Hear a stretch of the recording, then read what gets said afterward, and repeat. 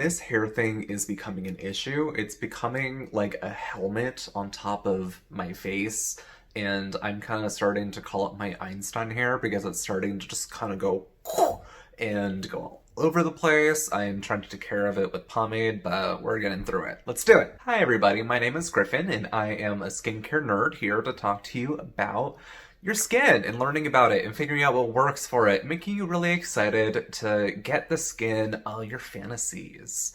And today I wanted to talk about ways that we could improve our skin without any products whatsoever. Yes, none of those guys over there, because we're in a time right now where not everyone has the ability to justify buying new skin products. It's a luxury item for a lot of people. You don't need to buy it. A lot of people will just say, how pretty I look isn't necessary. I need to buy food. I need to pay rent. I need to do those types of things. And there are a lot of things that even people like me who do put on a lot of products should still be doing because they can be getting in the way of getting a very good skincare routine besides just what you put on your skin. There's a lot of variables. The first one that I want to talk about, and kind of the inspiration was because this is something that we all already should be doing already, is to continue on with a lot of these practices that we're talking about on how to stay healthy right now,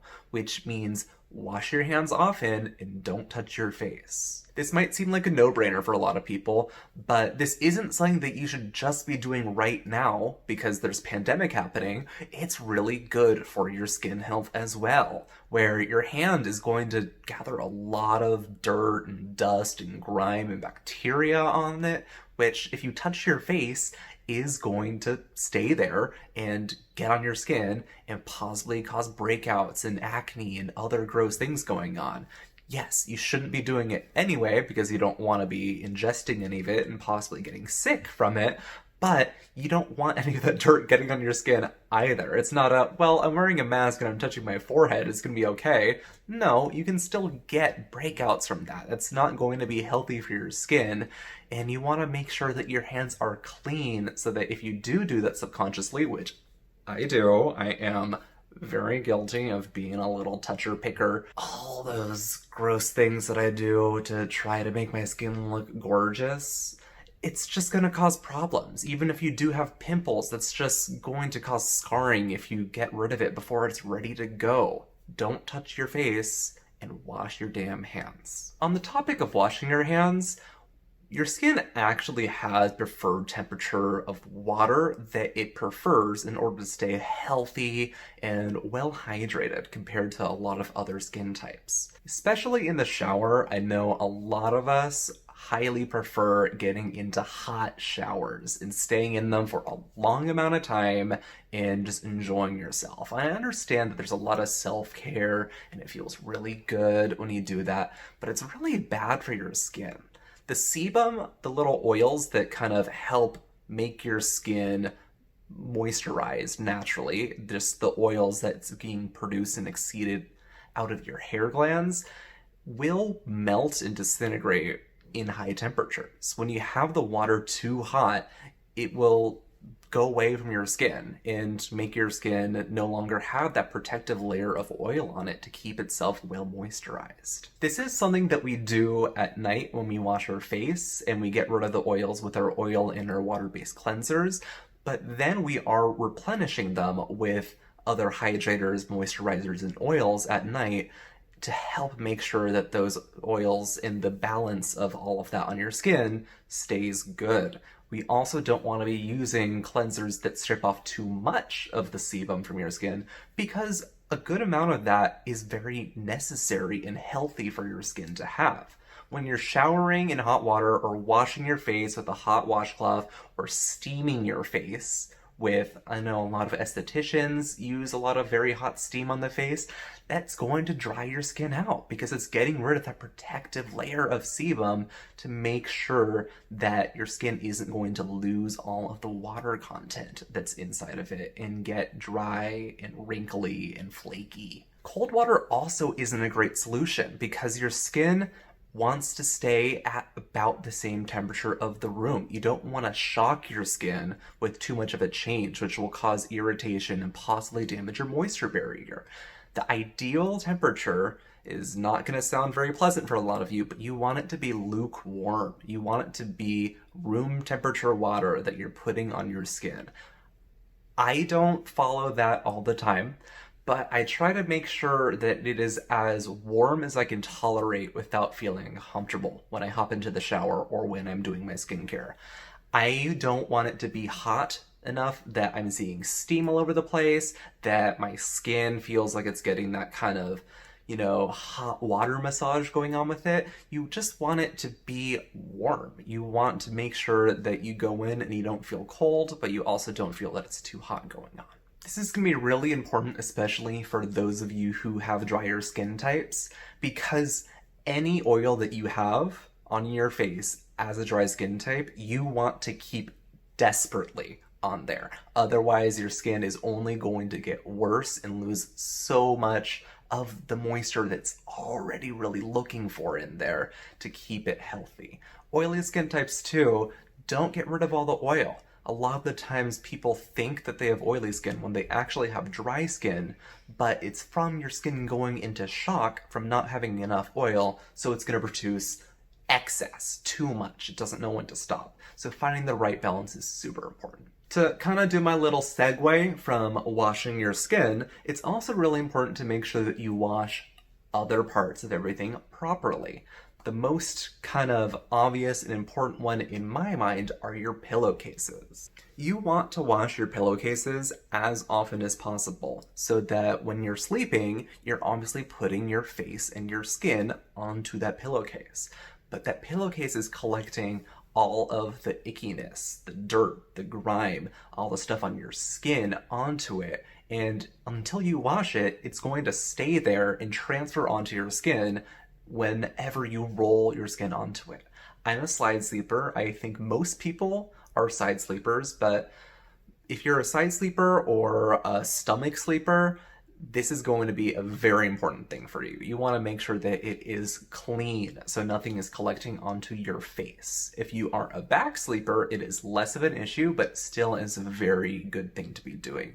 My rule of thumb is that whenever I'm doing any type of laundry, I will take my pillowcases off and I will throw them in the same load. And it's really convenient because they're not very big. They're small. Even if you have a king size bed and you have 2 pillows, just throw them into the washing machine. Or if you have multiple sets, just change them out. It's not that difficult to make sure that you keep them clean, and I assure you that you're going to see a very big difference. Though, how you do your laundry is also very important for how you do your skincare.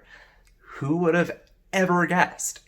Yes, when you do laundry, the residue from all the different products you're using in there will transfer onto your clothes, onto your sheets, onto all of that stuff, and get onto your skin inevitably. And it's really important to make sure that those products that you're using are not going to cause irritation onto your skin. So even for laundry detergents, you should be using fragrance-free versions. I'm currently using Tide Pure Clean. Yep, I am advertising laundry detergent on a skincare YouTube channel where it's a very good formula, where it's mostly gentle natural surfactants, no fragrance, no dyes, no optical brighteners, none of those extras. It's just a very solid, good laundry detergent that's going to clean your clothes and nothing more.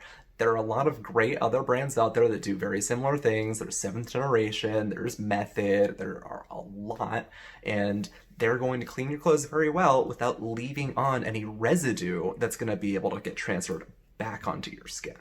And one that I would say is even more important than your laundry detergent is what you use in your dryer. Dryer sheets leave all kind of film onto your clothes and will transfer onto your skin and possibly cause irritation and breakouts on there. Instead, what I recommend is using wool dryer balls. I have these from Target. It's the Everspring line that they have, which is their natural, eco-friendly line that I really like. I got them fairly inexpensive. They're about $10 or 3 balls, and you just chuck them in your dryer with your clothes, and it has the same effect as a dryer sheet, making them dry faster, less wrinkles, and kind of makes everything move around in there without leaving that residue, that film from the dryer sheets on there. Yes, if you are somebody who really wants to have a scent to go with your laundry so you have that clean laundry smell, there aren't a lot of great options. You can put some safe for skin, safe for dryer essential oils on top of the dryer balls. I would make sure to double check that they're safe for the dryer because some essential oils will ignite in the laundry and might cause a fire. So I don't do that, and double check if you do want to do that, but you do have those options in case you want to make sure that there is some type of smell that goes on there. We're in such an interesting point of laundry technology right now, actually, that there are so many products right now that we're selling you that you don't need. Like, you don't need this fabric softener. You don't need a lot of these extras in your laundry machine. All you need is a detergent that works, and that's about it, to be completely honest. We're getting super high efficiency washing machines. We are making clothing dyes that aren't going to bleed as much with these detergents. You don't have to spend a lot of effort on your laundry, but it's going to do a big difference on making your skin look as good as it possibly can. And finally, there are some of the kind of, I want to say housekeeping, but I've been talking about housekeeping this entire video. Some of the just, you should probably be doing this to begin with type of things, where you should be checking out your diet and seeing if when you eat certain foods some nights over other foods on other nights, does that cause more of a breakout for you? Like, some people really react bad to eating fried foods. Some people react really bad to eating sugar. Diet does put a stance onto your skincare. A lot of people will say, oh, drink all the water, your skin will get clear. Not exactly, but it's a very similar principle to what goes inside will affect the outside. Additionally, taking care of yourself and making sure that you're managing your sleep, your stress levels, and all of those other self-care things are also going to do a huge part in all of that. I have had a lot of nights in college where I've taken all-nighters and noticed pimples come out the next day, even when I wash my face. And that's, again, because what goes on the inside is going to affect the outside. Take care of yourself, take care of your brain, and it's going to help make sure everything is both good physically, but also get you in the right mindset to be wanting to take care of your skin, to be wanting to do your skincare routine. And finally, there is the solution to taking care of yourself in the sun that doesn't require sunscreen. Sunscreen is not a perfect solution for making sure that your skin is protected from the sun, because inevitably we are all going to have times where the sunscreen has worn off in effectiveness, but we are still exposed to the sun. And one way to do that very well without any skincare products is wearing a hat is a very good way to protect yourself from the sun. It will block physically the sunlight from getting onto your face.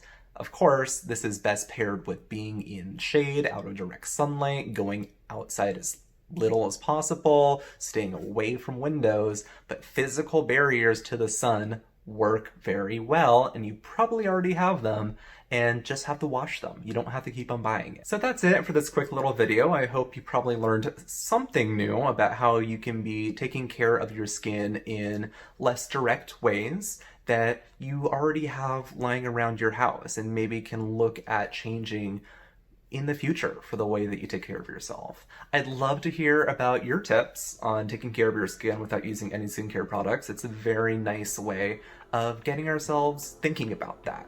And I want to learn more about that too, because this was not everything out there, far from it.